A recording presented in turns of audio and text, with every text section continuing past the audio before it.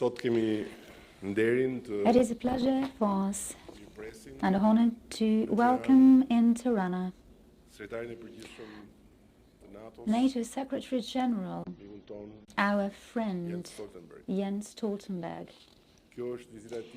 Being this his first visit in Albania and at the same time the third or the Secretary General of the Alliance from our NATO membership in April 2009. I believe that from this podium,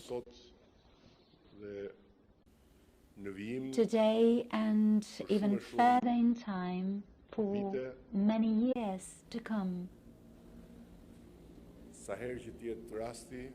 anytime the chance presents itself,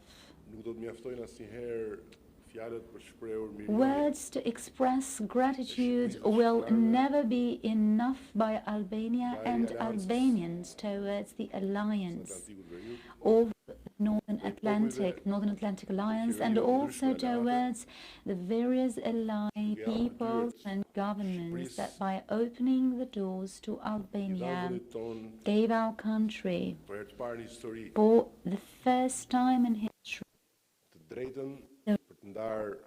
to share not only the burden of collective defense of the free world,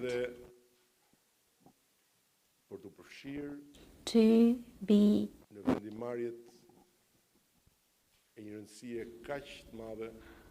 decision-making processes of such an enormous importance to the progress of freedom and the integrity of the values of the world, part of which we have chosen to be. The new terrorist waves coming from Middle East and Northern Africa, our shared concern over security and stability in the east of Europe, the still open Ukraine case, and also the progress of the alliance enlargement process, the empowerment, consolidation and modernization of defense capacities, as well as the military missions were and continue to be our main issues of discussion. With the Secretary General today and within this alliance, we shall share these issues and discuss. We strongly share with all the members of the alliance the concern over the serious threat posed by terrorism, manifested today in its most barbarian way in the form of new Nazism and the so-called ISIS. All the allied countries feel threatened in the same way, whereas they avail of themselves of the same will, abilities and capacities to stand up successfully in this battle and to win over what Pope Francis considers to be a third world war. Albania feels good to be representing in the alliance today a model, the example of a country where the religious cohabitation and coexistence, or what Pope Francis called religious brotherhood, is not only possible, but it creates the solid grounds of a peace and harmony among people of different faiths. The recent approval of our strategy against violent extremism is another step we've been undertaking as part of this major endeavor against the evil, since we believe that the approach taken on fighting not only the manifestation of this evil where it is physically embodied, but also the underlying causes that seed deeply, is the right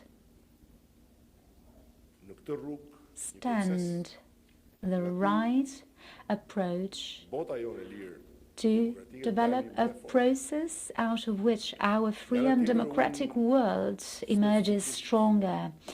On the other hand, I personally expressed to the Secretary General Albania's gratitude for the very fact that NATO, the Montenegro joined.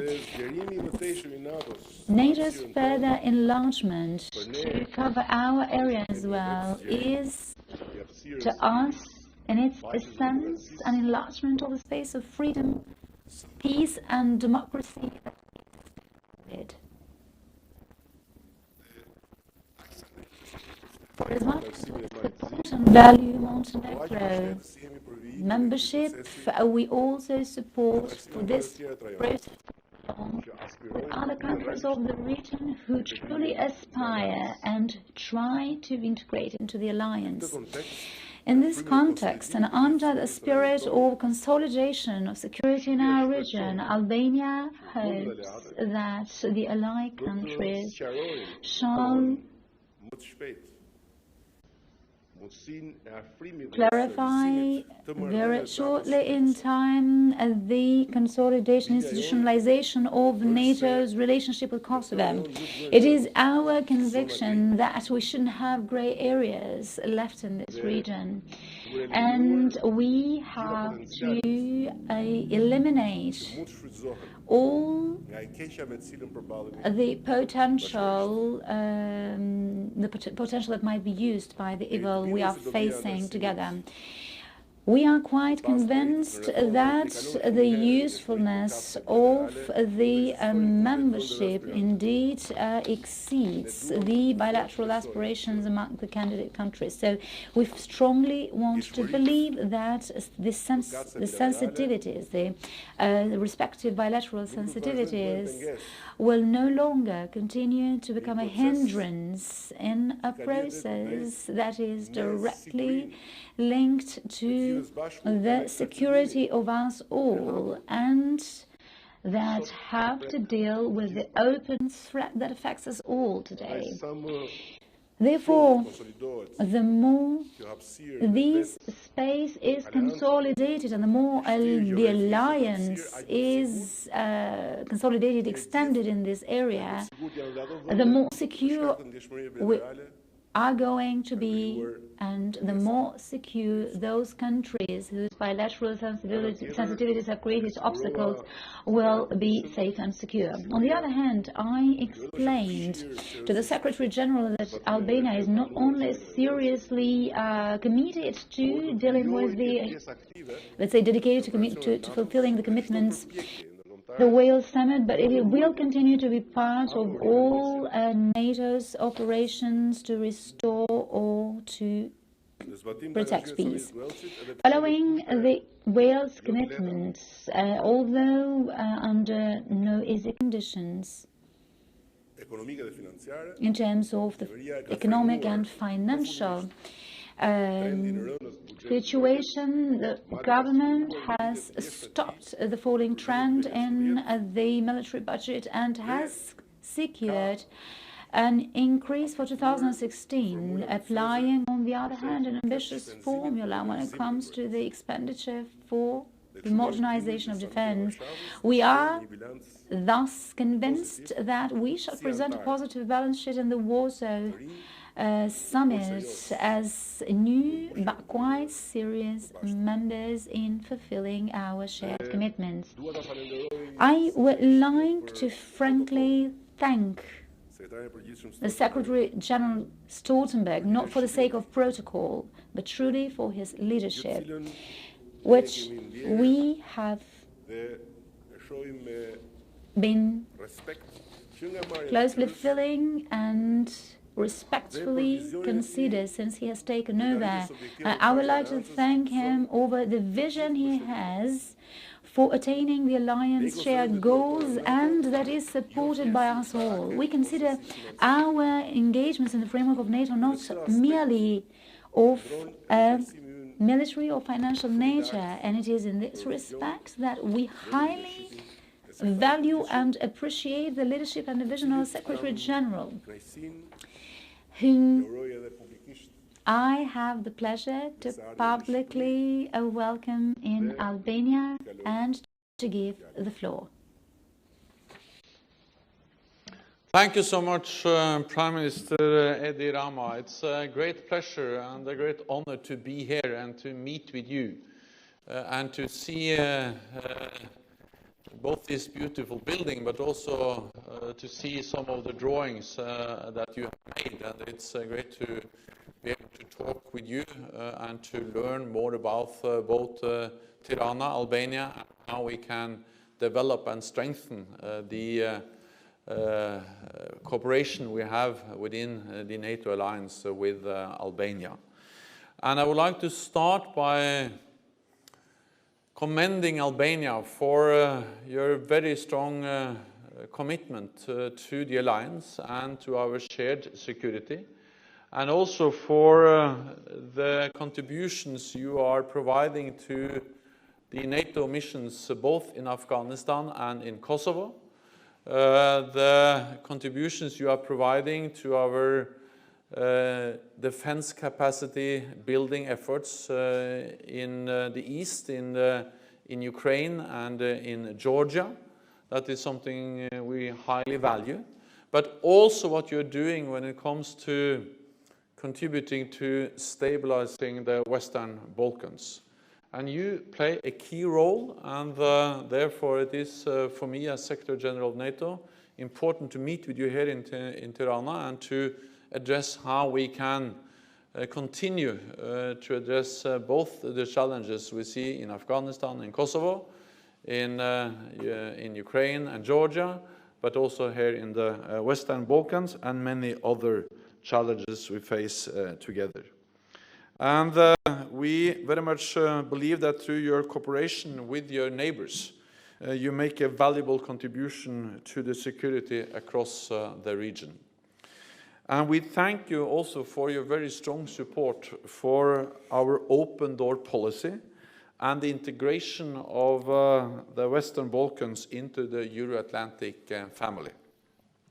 And just a few days ago, we made a historic decision in the NATO North Atlantic Council, because we decided to invite Montenegro to start accession negotiations with the alliance, to become the 29th member of the alliance. This decision reflects NATO's continued commitment to keep its door open. It reflects our commitment to stability in the Western Balkans and our commitment to complete our vision of a Europe whole, free and at peace. And Albania has been key in this process, and I thank you for your very strong support for the open door policy and for the decision to invite Montenegro to become a member of the alliance. Our security is being challenged from many different directions, and NATO is responding. We are adapting to a new security environment. We are increasing the readiness of our forces. We have more than doubled the size of the NATO response force, and we have increased our military presence in the east of the alliance. And we are providing more support for our partners to the east and to the south. All NATO allies are part of the global coalition against ISIL, and I welcome Albania's contribution to these efforts. It is important to stress that this is not a conflict between Islam and the West.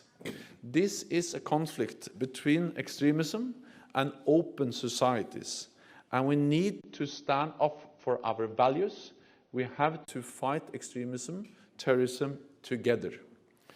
Many of the complex challenges we face must be tackled with political and diplomatic means, but also military.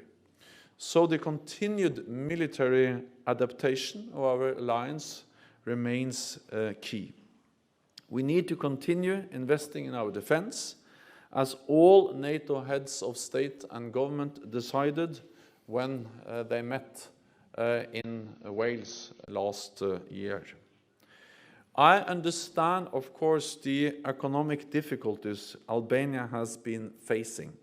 So I appreciate even more that you have decided to increase your defense spending in 2016. And I encourage you to continue on this path. So, Prime Minister, thank you once again for your warm welcome. It's great to be here, and I appreciate very much our cooperation. So, thank you. Shumë faleminderit Zoti Sekretari i Përgjithshëm. Thank you very much, Mr. Secretary General. And now the floor is open for your questions. Elia Zotka, Clan Television.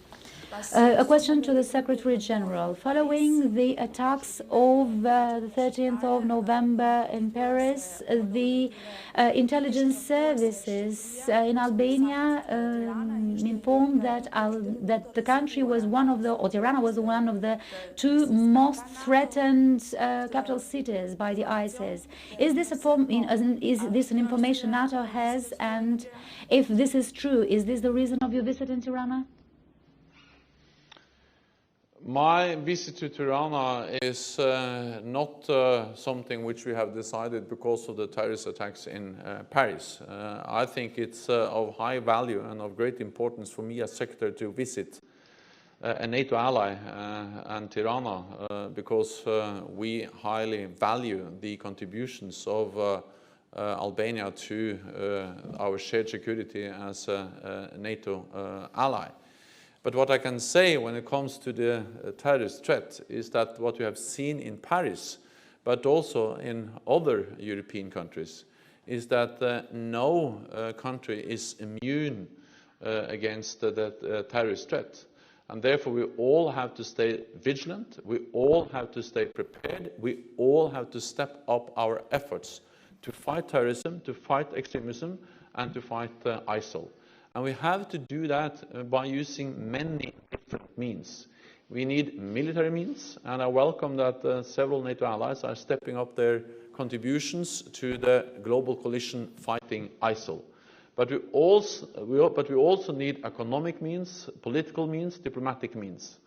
And therefore I think it's extremely important that we all now support the renewed efforts to find a political, negotiated solution to the crisis in Syria, and I welcome that we have seen that talks are going to take place.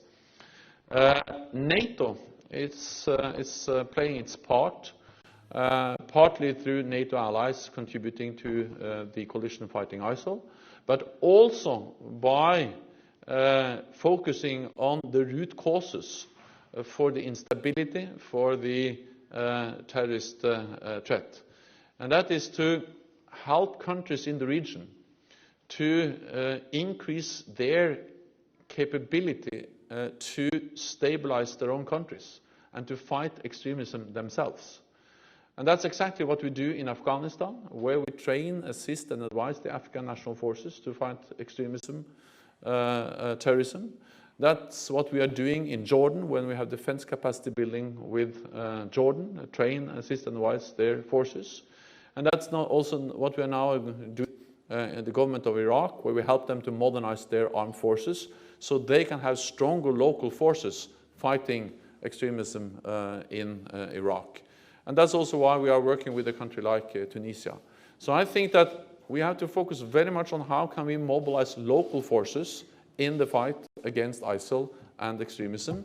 And I think that also illustrates that this is not the fight between the West and the Muslim world.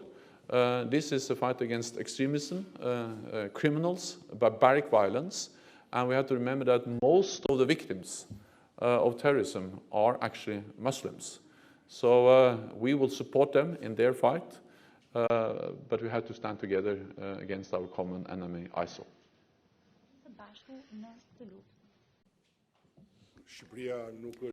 Albania is no more and no less threatened than the other countries of the world we are part of. The next question? I can't hear. I can't hear. I can't hear.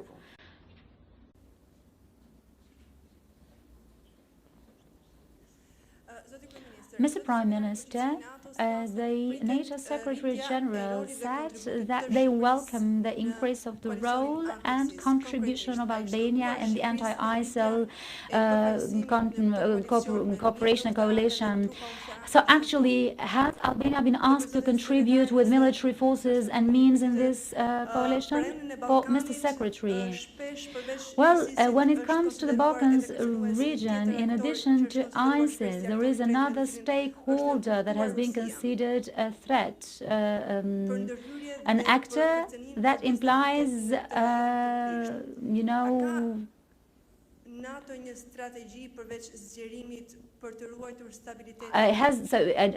this is the third actor that has been considered to spoil, or let's say to affect the stability in the Western Balkans region. So is there any strategy by NATO to preserve the stability in the region?